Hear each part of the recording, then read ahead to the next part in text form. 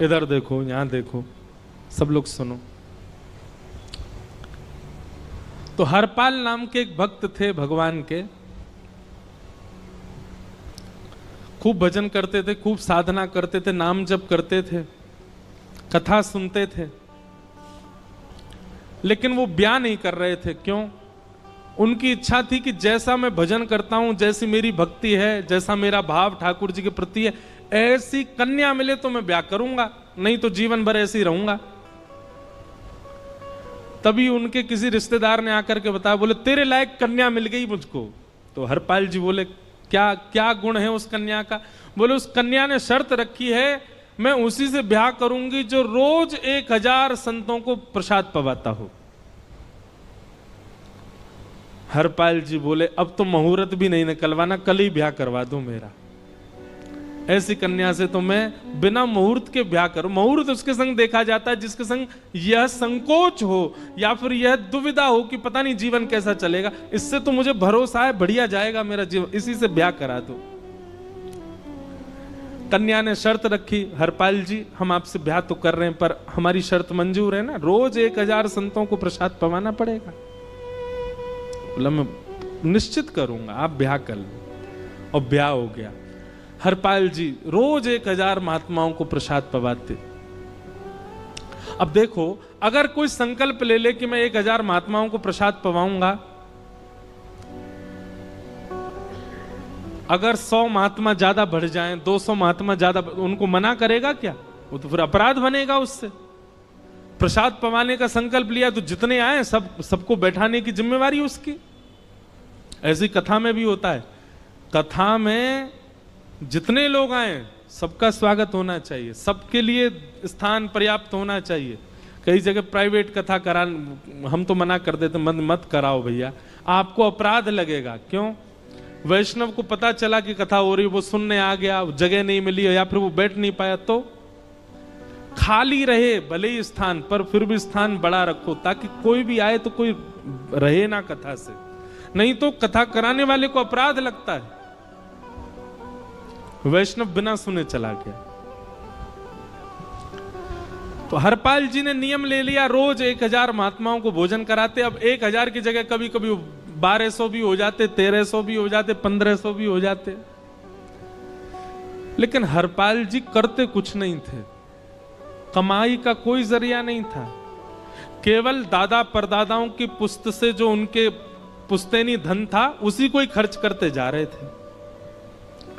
1 साल तक बढ़िया चला, 1.5 साल बढ़िया चला, लेकिन 1.5 साल बाद धीरे धीरे धन खत्म होने लगा। जैसे ही धन खत्म होने लगा, हरपाल जी बड़ी चिंता में आ गए, क्या करें। पत्नी को नहीं बताते थे, क्यों? बोले इससे तो शर्त लगी, इसको क्यों बताऊं अपना दुख, इससे तो शर्त मेरी यही शर्त थी कि रोज 1000 संतों को भोजन कराना है।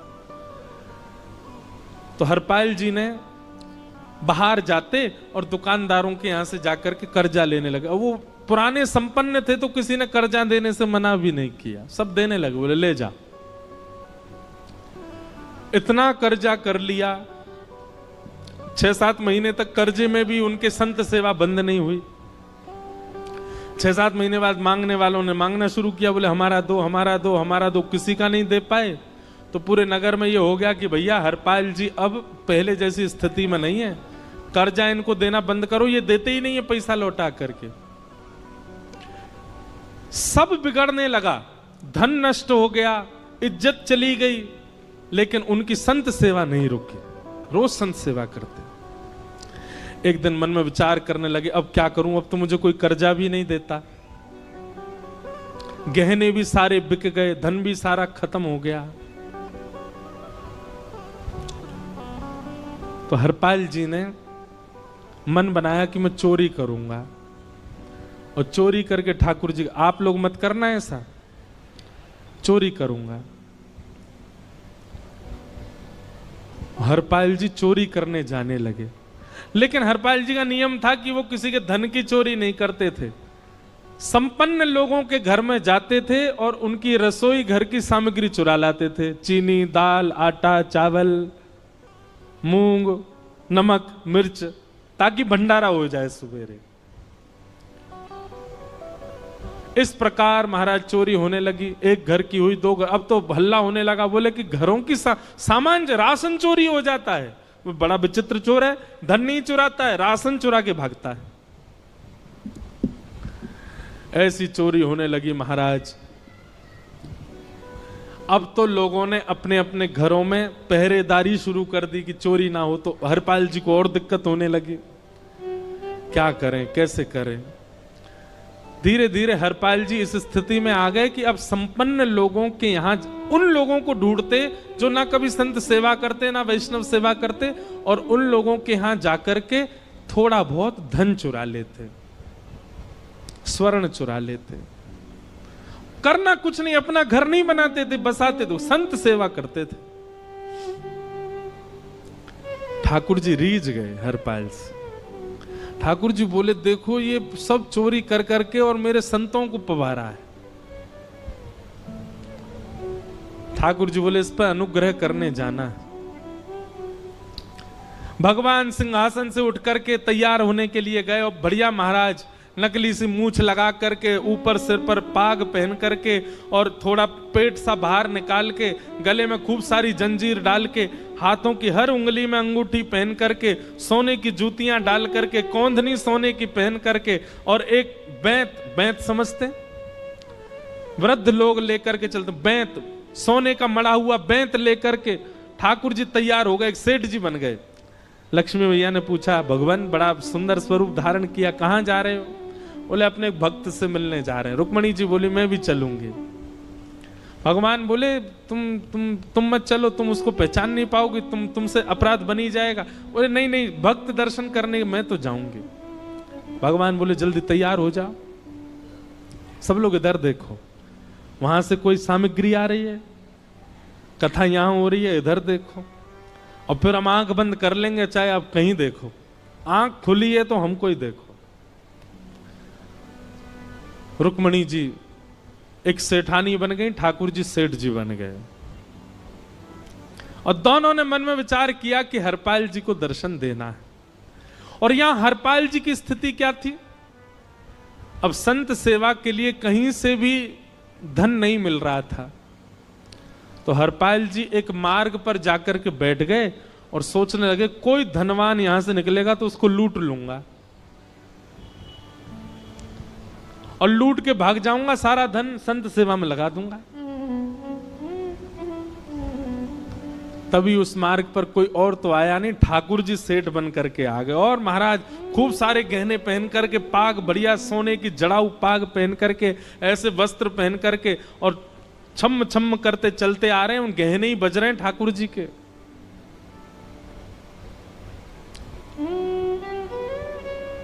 हरपाल जी ने जैसे नेत्र खोल करके देखा, ठाकुर जी के रूप यौवन और सबरी उनके श्रृंगार को देख करके हरपाल जी बोले, ये तो एक आध साल के भंडारे की व्यवस्था आ रही है सामने से। इतने में ही सेठानी जी रुक्मणी जी भी आई, उनको ओहो, ये तो कम से कम 5-10 साल की व्यवस्था आ रही है। अगर ये दोनों लूट लिए जाएं तो 10 साल चोरी नहीं करनी पड़ेगी। देखो कितना धन संपन्न। हरपाल जी के बगल में जैसे ही ठाकुर जी पहुंचे, हरपाल जी बोले, भैया जय श्री कृष्ण, प्रणाम। ठाकुर जी तो नाराज हो गए, क्या भगवान का नाम बोलता है सुबह सुबह? तुम सब लोग बड़े पाखंडी हो, ढोंगी हो, और हमने सुना इस गांव में एक रहता है, वो चोरी डकैती करता है, और फिर कहते हैं संत सेवा करता है। ऐसी काय बात की चोरी भैया? करता तो चोरी है, भली उससे भली संत सेवा करता हो। नाम उसका हरपाल है, हम सब जानते हैं। भगवान का नाम मत लो हमारे सामने। हरपाल जी समझ गए, वो तो बिल्कुल भगवत विमुख है, इसकी तो एक अंगूठी भी नहीं छोड़नी मुझको, इसका तो सब लेके जाऊंगा। अगर ये बदले में जय श्री कृष्णा बोलता तो एक आध गहना छोड़ देता है इसका में, पर ये तो इतना बिखर रहा है भगवान का नाम सुन के, इसका कुछ नहीं छोड़ूंगा, सब ले जाऊंगा।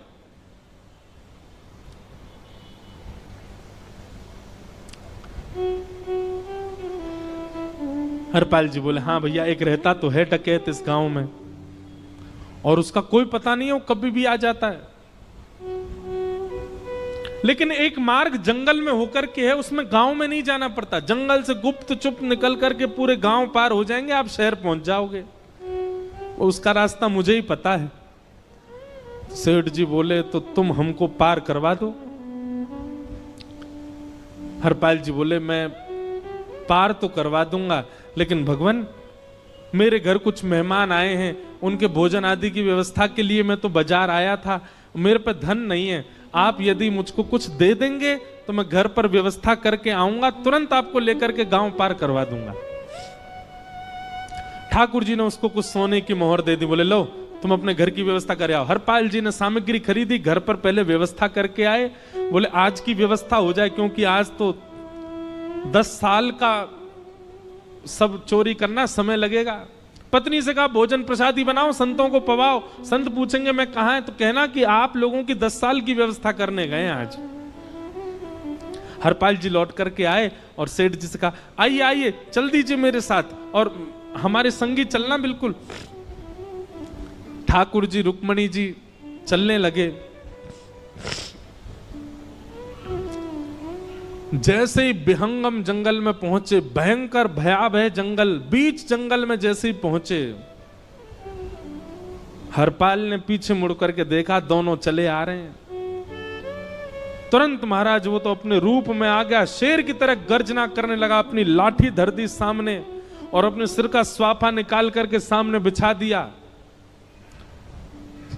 भगवान जो सेठ जी के रूप में आया, भगवान बोले भैया ये क्या कर रहे हो? बोले मैं ही हरपाल हूं। सारे सामग्री निकालो, डाल दो यहां पे, एक चीज भी मत छोड़ना, नहीं तो तुम जानते नहीं हो तुम्हारा क्या करूंगा। ठाकुर जी तो थर थर कांपने लगे। रुक्मणी जी बोली देखो कैसा नाटक कर रहे हैं। रावण के आगे नहीं डरे थे, कुंभकर्ण के आगे नहीं डरे, हिरण्यकश्यप के आगे नहीं डरे, और वो हरपाल के आगे ऐसे कांप रहे हैं।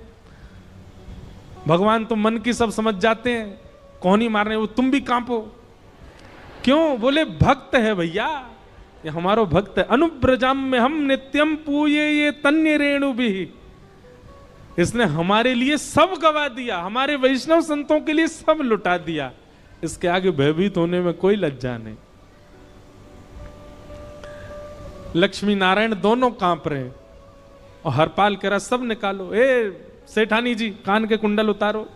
कान कुंडल उतार दिए, नाक की नथनी उतार दी, सब उतार उतार के धर दिए, हाथों के सब कड़ूला आदि भी धर दिए।